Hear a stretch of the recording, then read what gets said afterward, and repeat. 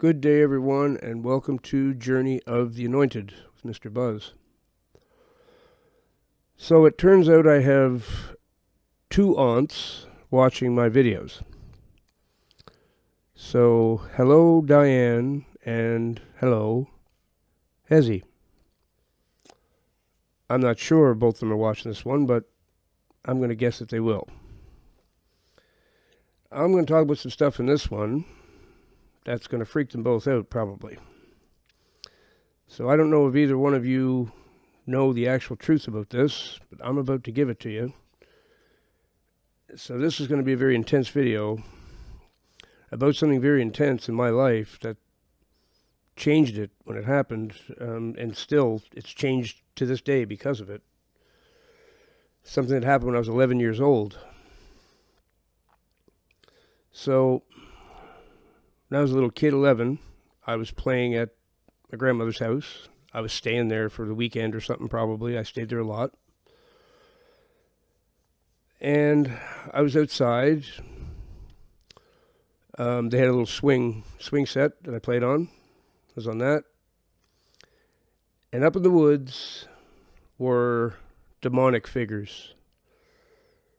Very dark, and not the first time that I'd encountered them in this property.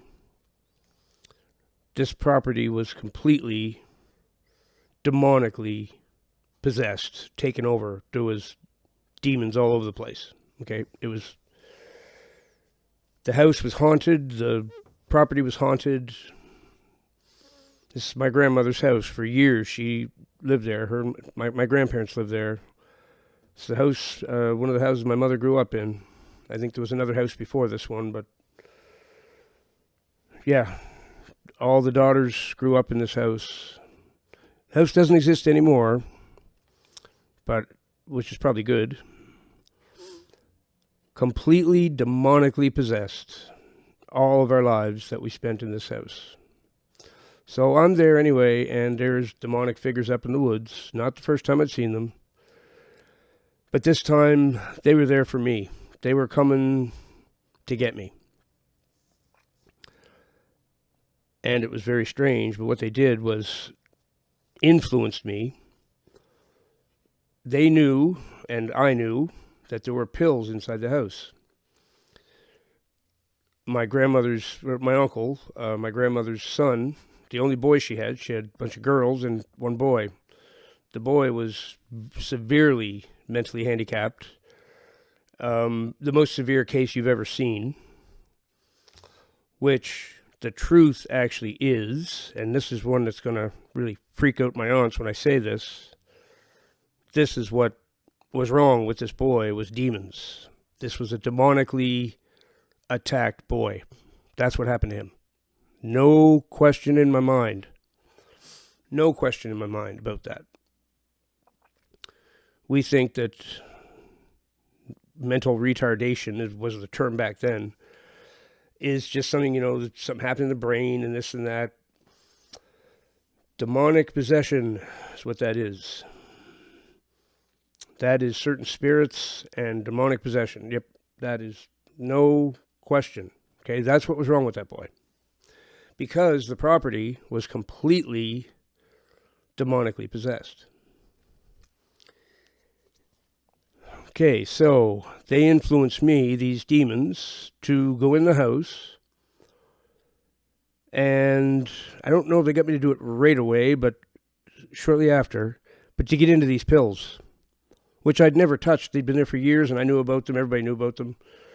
Never even considered touching them. Never. That wouldn't even have crossed my mind. This day it did, and not only did it cross my mind, but it crossed my mind to take a whole bunch. So I did. I stole a whole bunch. I ended up I had so many, I had my pockets full of them, because there was just tons of them in there. And these were serious sedatives and stuff I'm an 11-year-old boy. The demons are going to finish me off. That's what they did. They wanted to finish me off, kill me. So this was an attempt on my life.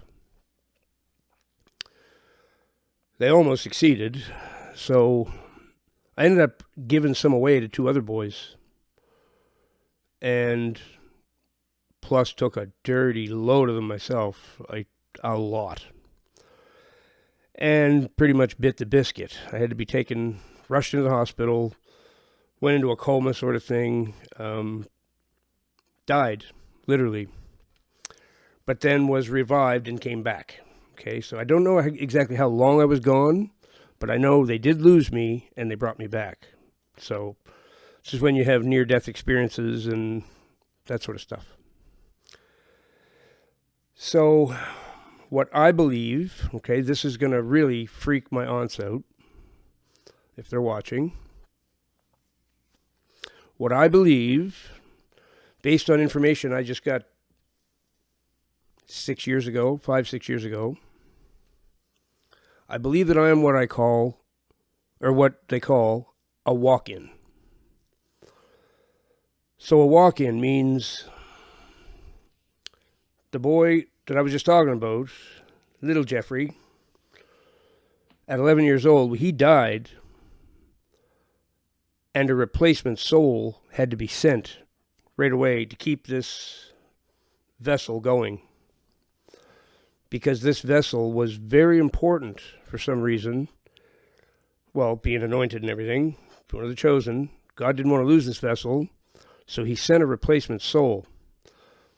Because that one couldn't be retrieved anymore. Once the death happens, the soul goes, and it gets to a point where it couldn't be put back. Okay, this is just what I believe. I cannot prove any of this.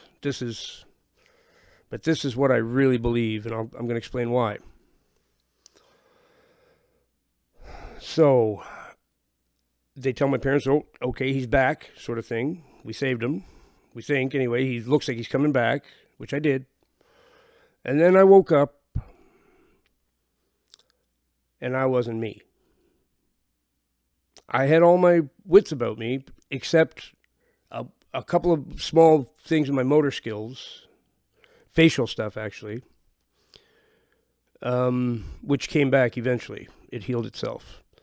But I had pretty much all my faculties, and all my brains were still intact. I was still intelligent, and everything was fine, except I had a completely different personality, and I wasn't like me at all anymore. So that's what I'm saying. That's because I'm not the same soul. I'm a replacement soul for that one. And when this happens, I have his memories as if they were mine. So I remember my whole life right back to, I think 3 is when I can remember back to, as though it was me. Even though from the age of 11 backwards, it was him. It was another soul. But his memories are in here, and as long as I'm in here, I got them. They're part of me. But in my opinion, I think, and this is based on what other people who met me and heard this whole story and everything, they said, there's just no question you're a walk-in. Like, they were, they satisfied me by the end of the education about it, that I was indeed that. And I experienced it, so I know how different I was, how I felt the exact opposite about everything after that point. I mean, I suppose it's possible the drugs changed something in me, but that's not what it felt like. It felt like I was a whole different person. I was somebody else. And my parents didn't recognize me. My mother even told me after I came home from that ordeal, she didn't know who I was. I wasn't her son anymore. I was someone else. And an incredible increase. I already had some musical ability, but this was an incredible increase in musical ability suddenly. Suddenly. I picked up music concepts really fast all of a sudden. So it changed that about me too. So, that whole ordeal when I was 11, when I almost died, was a demonic attack, an attempt on my life. It was demons, some sort of demonic beings that I still remember seeing up in the woods several times, actually. And when they'd come around, I'd just get the feeling of dread, and I'd just feel weird, and I'd start looking around because I knew they were there somewhere. And some of these freaking things look like Mr. Clean. Okay, they literally look like Mr. Clean. That's gonna ring a bell with somebody. They're gonna go, "Oh my!" Because another chosen one I knew, when I said that to her one day, she went, "Whoa!" She's like, "I've seen the Mr. Clean ones." I'm like, "Wow!" Somebody else that knew, just like Mr. Clean. If you take a bottle of Mr. Clean and look at that bald dude on the face of it, that's what a certain demon looks like. One I believe called a strong man. Mr. Clean. There's no question in my mind that that's where that picture came from. Whoever decided to put that face on Mr. Clean saw one of these demons. They're that identical to it. So that's what these things look like. And they came to kill me. And that property was terribly demonically possessed. Oh, it was an awful, awful place. Awful place. And that's what was wrong with my uncle, was a demonic possession. There's no such thing as what they diagnosed those people with. What that is, people back in the past knew what it was. Demonic possession. That's what that is. Nothing else, because that property was completely taken over by the devil. That was a demonically possessed house and property. And the demons tried to kill me. Totally true. So I can't prove I'm a walk-in, like I say. But there's no other explanation in my head that would ever satisfy it, because I literally woke up as a different person. And my personality was not the same. My opinions about things were not the same. I didn't have the same demeanor. Nothing. I was completely different, like another person came into the body. It was... And I had some sort of idea that something was up like that, but I didn't know what, because you don't... If you're a replacement soul, you're not going to go there with the knowledge that you're a replacement soul. They're going to run you through the river of oblivion, and you're not going to remember a thing. That's the way it is. If you're, everybody's heard of the river of oblivion. That's what you go in before any reincarnation happens or anything like that. And I'm not saying that we're all reincarnated. I know the Bible doesn't really address the whole topic of reincarnation. But as I believe I'm a walk-in, I obviously believe that reincarnation happens. And I believe it's happened with me. Besides this, I don't think this is my first incarnation. I have memories of others. So, I mean, it's a really weird topic, and one that Christians don't want to talk about, because it doesn't say in the Bible that we reincarnate. So it's, they say it's disrespectful to talk about it and everything else, but I have to talk about it because of the experience I had in my life and the memories that I have of some other life. I'm quite sure. I remember being a witch hunter. I went around hunting witches, commissioned by somebody who paid me a lot of money to do that.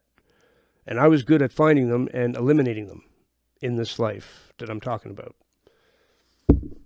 That's what I have memories of. I mean, that sounds wild, but I have absolute memories of that. I think when I die, I'm going to be allowed to know that. It's like, yeah, you in this life you did this, and in this life you did this, and for some reason, I have been reincarnated. I'm sure of it. So, I know the Bible doesn't address the topic. I'm sure it doesn't address a lot of things God can do. I'll just put it that way. But doesn't mean I don't believe in Jesus Christ and all that. I certainly do. He is the way, the truth, and the life, the Lord of Lords, and the King of Kings.